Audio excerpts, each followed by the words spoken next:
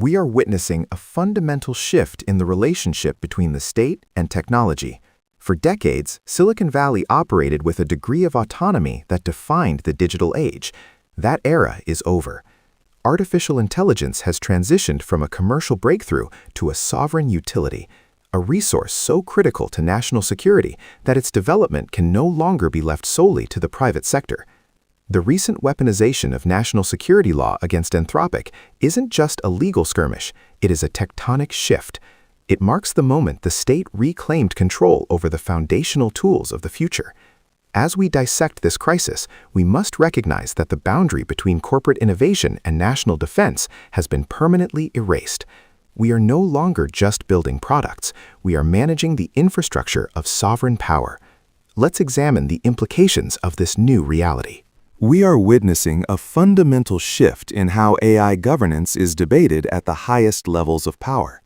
The refusal to deploy AI for lethal autonomous operations is no longer being viewed through the lens of ethics, but through the lens of partisan ideology. By framing safety protocols as woke AI, the administration is effectively weaponizing national security to bypass corporate guardrails. This isn't just a PR crisis, it's a direct challenge to the autonomy of the technology sector. When ethical restraint is labeled as a disastrous mistake that puts American lives at risk, the stakes for our industry shift from innovation to survival. We must recognize that in this environment, our commitment to safety is being tested against the raw language of patriotism and existential threat. The narrative has moved beyond technical alignment. It is now a battle over the definition of national duty. We are witnessing a fundamental realignment of the defense tech industrial complex. The Secretary's ultimatum signals the end of an era where AI providers could impose ideological guardrails on operational military decisions. By characterizing these safety protocols as arrogance, the administration has redefined the criteria for national security partnerships. The pivot to XAI represents more than a vendor change. It is a mandate for technology that prioritizes sovereign mission objectives over academic caution. The supply chain risk designation issued late Friday is the ultimate enforcement mechanism. It serves as a stark warning to the entire enterprise ecosystem. In this new era, perceived ideological misalignment is no longer a matter of corporate culture. It is a critical vulnerability. For any organization integrated into the national infrastructure, your AI's alignment is now a matter of strategic survival. We are witnessing a seismic shift in the regulatory landscape.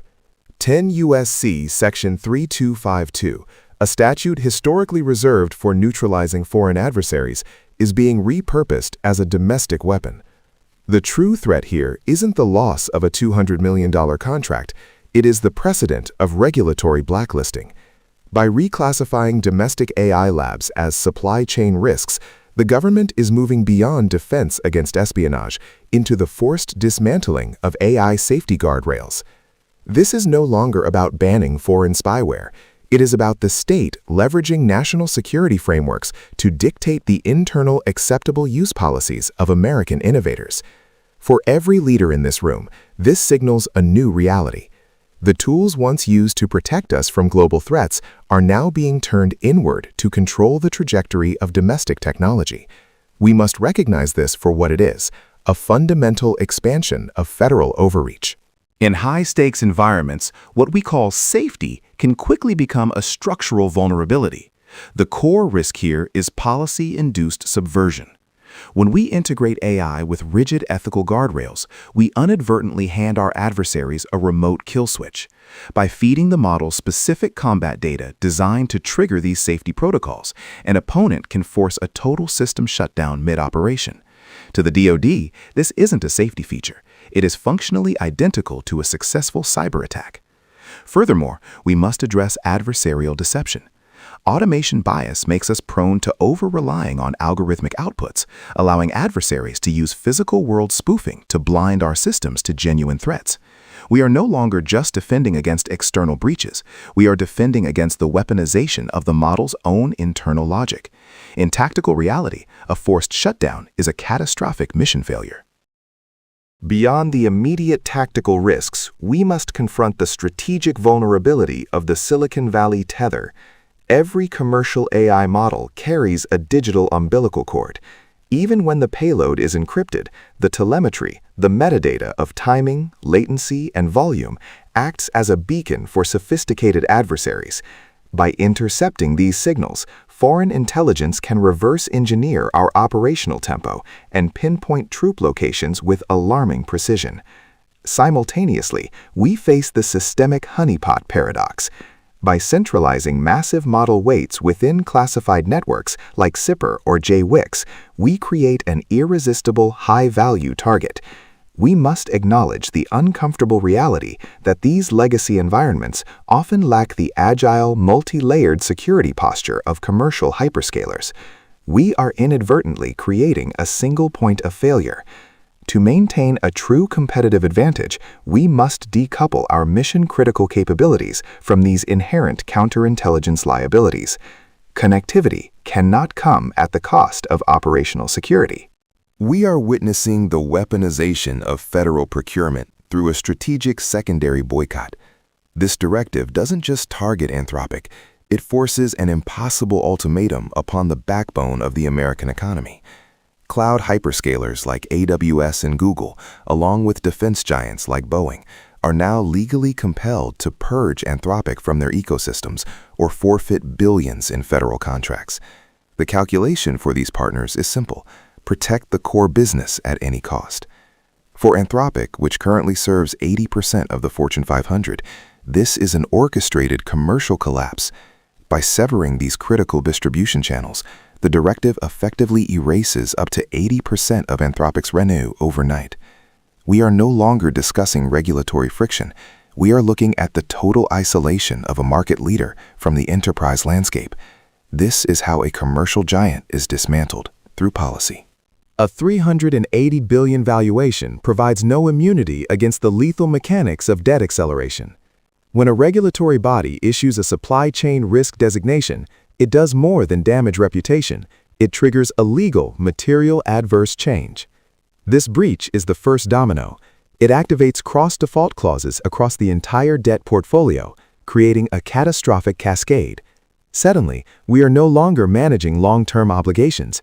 We are facing an immediate, non-negotiable demand for up to $18 billion in capital. This isn't just a liquidity crunch, it is a direct path to Chapter 11. In this environment, a single regulatory stroke can transform a market leader into a bankruptcy risk overnight. We must recognize that the threat is no longer theoretical, it is operational, immediate, and existential. The AI landscape is no longer a monolith. We are witnessing a strategic divergence driven by geopolitical necessity. OpenAI and xAI have pivoted toward deep defense integration, prioritizing national security and classified deployments. Conversely, Anthropic remains the industry's ideological outlier, maintaining strict red lines against lethal applications and mass surveillance. For the enterprise, this creates a critical capability gap. Legacy giants like Google and Microsoft are navigating intense internal friction to maintain market relevance while avoiding supply chain contagion. As leaders, you must recognize that your choice of AI partner is no longer just a technical decision. It is a commitment to a specific regulatory and ethical trajectory. The era of neutral AI is over. You are now choosing between patriotic alignment and safety-first isolation. Align your infrastructure with the reality of this realignment. Anthropic is no longer merely navigating regulation. They are aggressively challenging the legality of sudden executive intervention. By filing for an emergency temporary restraining order, the company is anchoring its defense on two critical legal pillars.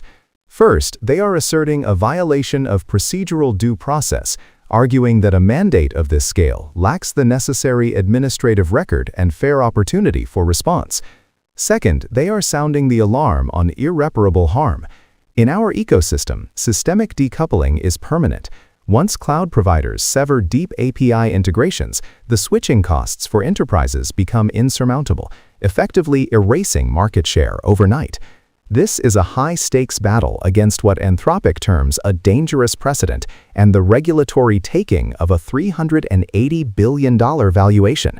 The outcome of this injunction will signal whether the government can unilaterally dismantle massive enterprise value without exhaustive judicial oversight. We are witnessing a fundamental collision between national security imperatives and the constitutional rights of technology providers. The government's position is clear. Restrictive, acceptable use policies are no longer viewed as corporate ethics.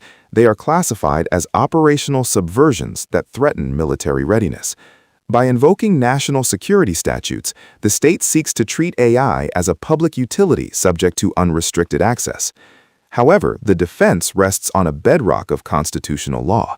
Forcing a developer to dismantle its safety frameworks, its constitutional AI, is more than a regulatory hurdle. It is compelled speech and an overreach of executive authority. This is a major questions moment.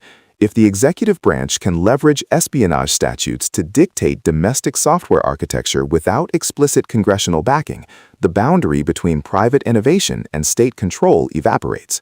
We aren't just debating code, we are debating the limits of state power in the age of intelligence. We are entering a volatile legal landscape where the Department of Justice is fundamentally rewriting the rules of engagement. By weaponizing sovereign immunity and utilizing national security letters to enforce information blackouts, the DOJ is effectively insulating its supply chain risk designations from meaningful judicial review. This is a strategic bypass of the lower courts designed to control the public record. For our industry, the primary threat is not just a legal loss, it is the immediate commercial limbo triggered by emergency stays. This creates a vacuum of certainty where operations stall and evidence of irreparable harm is suppressed. Whether through emergency mandamus or shadow docket appeals, we are witnessing a shift toward a constitutional crisis that threatens the predictability our global infrastructure relies upon. We must prepare for a reality where the standard legal status quo is no longer guaranteed. The era of Silicon Valley autonomy has reached its definitive end. We are witnessing a fundamental realignment where the U.S. government is mandating the total integration of the commercial tech sector into the defense industrial base. The luxury of infrastructure neutrality is a relic of the past. AI is no longer just a product or a platform. It is now classified as a sovereign utility. This shift dictates that American tech leaders must operate as strategic military vendors, moving beyond the roles of independent policymakers or ethicists. The stakes are absolute. With $380 billion in market value at risk and a forced 6-month phase-out looming, the window for negotiation has closed. This unprecedented legal standoff signals a new reality. In the age of global competition, technology and statecraft are inseparable. For the enterprise, the message is clear. Alignment with national security is no longer optional. It is the baseline for survival.